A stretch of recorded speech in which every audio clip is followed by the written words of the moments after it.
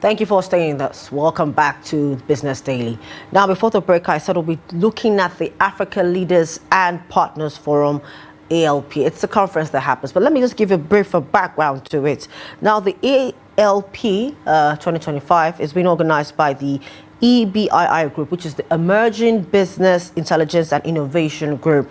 The ALP Summit is a high-profile platform bringing together African government leaders, private sector executives, development partners, regulators, and diaspora stakeholders. Now, the goal is to deepen trade and investment relationships especially between the United States and African nations to discuss reforms, amongst other things. Now, joining me to give more insights to this virtually from Washington, D.C. is the President and CEO of the EBII Group, Adjoa Adjei-Twum. Good morning from over here, so about 6 hours. So yeah, good morning over there as well. Thank you for joining us on the program this morning. Good morning. Thank you so much for having me. Thank you. Okay, so what can you tell us about the ALP Forum 2025? Well, thank you so much. So the African Leaders and Partners Forum this year is very critical, especially we've got a new administration and there's been so many changes since the administration came in. So it's more critical than ever, and we are gathering U.S. policymakers. So we have a senator, a very important senator here in the U.S. on the Trump administration side. We've got a member of Congress who is a Democrat side and has been focusing on AGOA for some time. And we have the Deputy Assistant Secretary from the African Affairs from the U.S. side. And so these are some of the three major figures within the Africa side. We've also got leaders from the Commonwealth, from Africa, and then the diaspora. So we're bringing these leaders together to address some of the challenges that affect U.S.-Africa relationships, and also how do we then move forward and take advantage of the opportunities and work with the current administration to advance U.S.-Africa cooperation. All right, so I said that the venue for this summit is in Washington, D.C. Why this place? So Washington, D.C. is the global center for policy, and this is very important. And of course, U.S.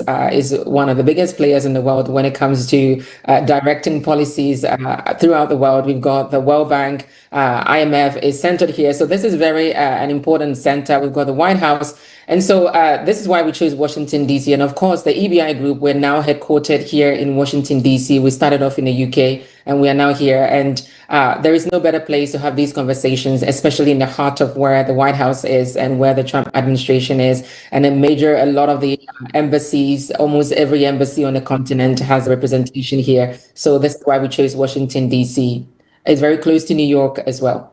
Okay, now let's hold on a bit to the theme for this year's event. That's the risking investment in Africa's strategic sectors. Of course, the first question is, what are the major risks that investors face, and how does this forum aim to address them? So a lot of the risk that the investors face, they center around regulatory concerns, and also especially with the legal systems. They believe that if they had, let's say they came and invested in a country in Europe and they had an issue, the legal system works a bit more effectively. And of course, on the continent, sometimes they might have some challenges, but also in terms of implementation of some of the regulations, how effective they are. They have a lot of concerns around that. Also around governance, and then the financial crime is an issue. Of course, corruption doesn't have a color. It's not unique to Africa, but Africa have unique challenges in terms of infrastructure and culture-wise that sometimes a little bit more heightened. And so these are real challenges, but they are not insurmountable. And so the forum seeks to bring together some of these leaders. And of course, we've also got the head of the Financial Crime Intelligence Center here in the US, as well as the executive chairman of the Financial and Economics Crime Commission in Nigeria. Will be taking center stage on this conversation, and we'll be looking at what some of the strategic ways that we move forward, that we can work together with the United States and, of course, the West in advancing trade. And so what are some of the practical steps that we can take to de-risk investment, making investors more confident to flood to the continent. Okay. Now, Africa agriculture, we in the continent has about about 40 to 60% of the arable land in the world. So agriculture is a major thing for us. Now, I can see that part of the theme, the sub theme of the conversation is agriculture, energy transition, critical minerals. Now, how are they central to this conversation? That's one. And then these sectors, so critical for Africa's future. Why? And global stability. Why? They're very important. So agriculture is essential for food security and the livelihood across the continent. And we all know that food security has been a bit of a concern currently. I personally believe that Africa is to feed the world. And so agriculture is very important. We've also got the energy transition is very critical because Africa must power its growth while contributing to the global climate goals. The critical minerals like cobalt and lithium, they are also very vital to the technologies that are driving the world's clean energy future. So these are very important. Of course, there are other sectors that are also critically important, like the technology sector. But with the tech, they kind of feed into all these other sectors. We've got the agri-tech, we've got tech powering all these other sectors. So that's why we chose these three areas, because we believe that when we get these three areas right, the continent is on its way to being one of the biggest global champions. Okay. Now, let's talk about the U.S. Africa trade. Now, we're seeing what's happening with the new policies, as you said earlier in your introduction, with President Trump, and some of these things affected quite a lot of the country and the continent. Now, how does the forum, how would you help, maybe reducing tariffs, I don't know about. How will this forum help to actually impact the U.S.-Africa trade and partnerships, and even maybe help us come to the table as somewhat of equals, if I may? Yeah, so I strongly believe that the conversation is very important, okay? And, sitting back as a continent and, sometimes criticizing and not being very pleased with certain changes in policies does not solve the problem at all. I strongly believe as a leader here is to bring in together the leaders that are driving a lot of these policies to the table. So we have Senator Ted Cruz, who will be headlining the conference from the US side. He is the chairman of the Senate Foreign Relations Subcommittee on Africa. He's very critical. He's very close to Trump. His voice is very, very critical. And of course, we also have Congressman Jonathan Jackson, who is leading on the AGOA side, and then the Deputy Assistant Secretary, who is on the African Affairs side. So this is very important, and I feel that we have to come together. We have to discuss some of the changes that has happened, and then how do we then work together to address these issues. So they'll be talking about issues around AGOA. We all know that AGOA, which is the African Growth Opportunities Act, it would expire this month. There's been a lot of conversations around whether it's going to get renewed or not. As of now, it's not looking very likely that it will be renewed. And so we'll be discussing why and what are some of the, can we come up with a different version of an AGOA? It might not be called AGOA, but what can be done to still ensure that US Africa is trading in a way that is very favorable to both continents, of course, mutual beneficial. There will be discussions around the visa restrictions. We know that there's been several, over 30 countries across the continent have been impacted by different levels of visa restrictions. And of course, that impacts trade and movement. And so this will also be discussed and addressed. And then we look at how do we work together? Is there a middle ground that we can propose? And then at the end of it, advance these actions in a way that Africa and the US can work better together. I believe that we need each other. The continent of Africa needs the US needs Africa. And together we will have a much better world. So how do we then address these issues and advance going forward? Okay, just for us to digress a bit, I'd like for you to speak more on this AGOA. Tell us about it. Do you think, one, it's actually, brought any benefit to the continent? And do you think we should actually really push for it to continue? It had some benefits, but a lot of African countries also did not take advantage of it. And I believe that even with the the Trump administration reducing aid and the rest of it, it was actually, I think, is a very positive thing for the continent because it gives us a better leverage to come to the table when we're not collecting aid from a country. It's easier to negotiate. I think yes, AGOA. If AGOA goes away, it might not the biggest of impact in a negative way, but it gives us an opportunity to come to the table to renegotiate a much better deal where there is mutual benefit on both sides. The U.S. is very interested in the critical minerals on the continent, and this is from conversations that I'm having with the leaders from the political side from the Trump administration. They're very, very interested in the critical minerals. They're interested in partnering on tech.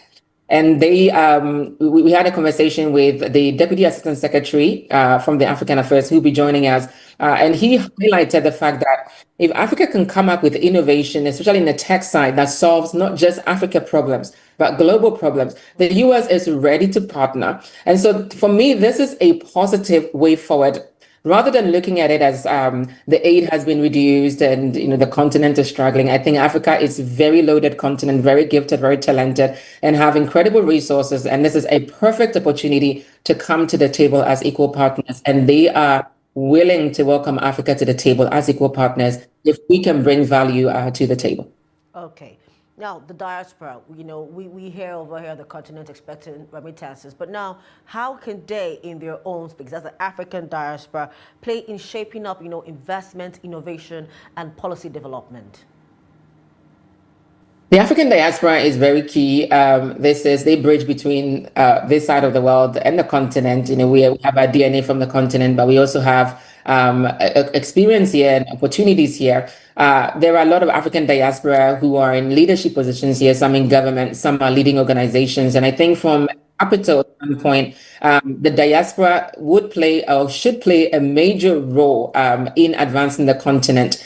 Yesterday I attended a conference at a Congress yesterday. So there's two members of Congress that have launched what you call the African Diaspora Investment Act. And so they were pushing for this yesterday, and of course, making it more easier for the diaspora to engage on the continent and to invest. There are a lot of structures that still need to be put in place to encourage the diaspora because many of them are willing to support the continent, but they don't know where to go and where to begin from and where are the channels are. And so a lot of the work that we'll be doing and also addressing at the conference is supporting them and providing the right channels where they can advance those investment training opportunities, where they can share train the next generation of the continent using the intelligence that they've acquired here and the experience that they've acquired here, as well as finances as well. Okay, so during the course of the conversation, you've been reeling out quite a number of names that are going to be there. So now, please tell us more about the prospective speakers, the headliners for this event, and what they actually bring to the conversation. Well, thank you. So the headliners, we've got the Commonwealth Secretary General, Her Excellency Shirley Ayoko Bochwe. So she's the very first female, African female Commonwealth Secretary General, and she is very big on the diaspora. She'll be speaking on Africa's role in a changing world. We will also, of course, have Senator Ted Cruz, who is the chairman of the Senate Foreign Relations Subcommittee on Africa and global health policy. His role is very important. We are aware that he's very close to Trump, and also from his Senate, he's the headline leading from the Africa side. He will be addressing some of the critical issues and opportunities for U.S. Africa to move forward. And we have Congressman Jonathan Jackson. He'll be bringing perspective on U.S. Trade and investment. As mentioned earlier, he does a lot of work on the AGOA side. And we've got names like Her Excellency Nados Bekele and so on from the African Union. Okay, so now summits happen, conferences take place. These things happen all the time, at least this year alone. Just recently, a summit on climate change happened, I think, in Ethiopia. More G20 is coming up. Things happen, But, the thing is follow through. How is the ALP different? How are we different to see that these things just transcend beyond just talk to tangible results? Well, that's a very good question. And that's one of our main priorities, is not to just bring people in to just do a talk show and then at the end nothing happens. And so this is why we are bringing in the people at the top of the decisions.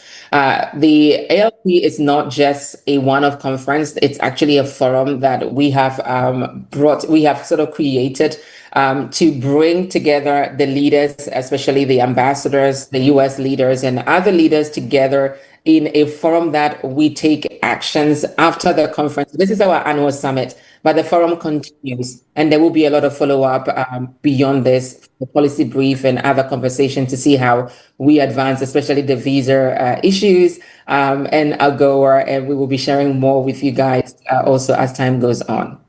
Okay, so now the summit is over. Beyond the summit, what is the future view for the next 12 to 24 months and beyond? So there'll be many other sort of conversations that will be taking place. That's the first thing. And of course, advancing those as well. But the EBII group have partnered with the George Washington University. We will be launching a series of executive programs, also addressing the risk issues. And then we'll be partnering with other leaders from the continent to see how we can advance the de-risking issue to ensure that the investment that is moving into the continent is done in a way that investors are comfortable and confident as well. There are so many other opportunities I can't discuss here yet, but that are in the pipeline. And so we hope to share more as time goes on as well. Thank you so much. All right, thank you so much, Adjoa Adjei-Twum, President and CEO of the ABII Group Corp. Thank you for showing us insights on the upcoming African Leaders and Partners Forum 2025. So in case you're in Washington, D.C., please go there and, of course, get acclimatized to what we can do to help the U.S.-Africa trade go well. Thank you so much again. Thank you for having me. Thank you. Bye-bye. So I've been speaking with the CEO of ABII Group, and we've been talking about the forum coming up in 2020, coming up later this year, actually. That's between September 18th to 19th, actually that's tomorrow. So if you're in Washington, D.C., please go and see what you can impute and what you can even learn to help see that the U.S.-Africa trade and investment, as you know, works out and comes to life. That's the much we have for you on the program this morning. I've been your host, Chiamaka Nwafor. For more of our programs, documentaries, and news, do follow us on our social media platforms and on our YouTube live stream. Same time, same place tomorrow. Bye for now.